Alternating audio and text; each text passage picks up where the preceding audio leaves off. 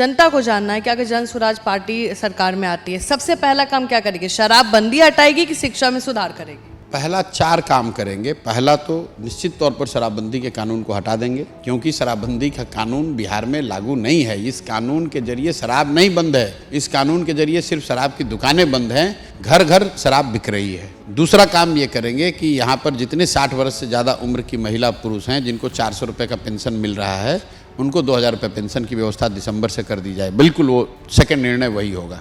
तीसरी बात जो की जाएगी कि यहाँ पर उन बच्चों को, जो गरीब घर के बच्चे हैं, उनको ये सुविधा दी जाएगी, उस सुविधा की शुरुआत की जाएगी कि जब तक आपके इलाके में सरकारी विद्यालय में सुधार नहीं हो रहा है, क्योंकि सुधार होने में साल भर, 2 साल, 5 साल समय लगेगा, तब तक आप अपने बच्चे को प्राइवेट स्कूल में कहीं उसका नाम लिखवाइए और उसका पैसा सरकार जनवरी से भरना शुरू। प्राइवेट स्कूल बिल्कुल भरेगी, रोज घोषणा कर रहे हैं। और चौथी बात जो मैंने कहा है कि साल भर के अंदर पलायन रोक दिया जाएगा, तो एक विशेष अलग से डिपार्टमेंट बनाकर सिर्फ और सिर्फ इस बात पर ध्यान केंद्रित किया जाएगा कि जो 50 लाख के आसपास लोग बिहार के बाहर गए हैं, उसमें से हम लोग का अनुमान है कि 25 से 30 लाख लोग वापस लौटना चाहते हैं।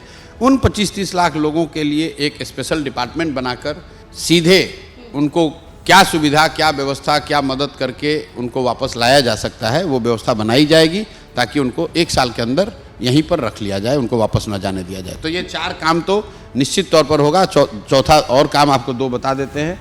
एक, मनरेगा को कृषि से जोड़ दिया जाएगा, ताकि अगली बार जब जनवरी के बाद जो खेती होगी उसमें लोगों को, जो लोग भी फूड ग्रेन की खेती से हटकर नगदी फसल की खेती की ओर जाएंगे, उनको मनरेगा की ओर से मजदूर मिलने लगेंगे।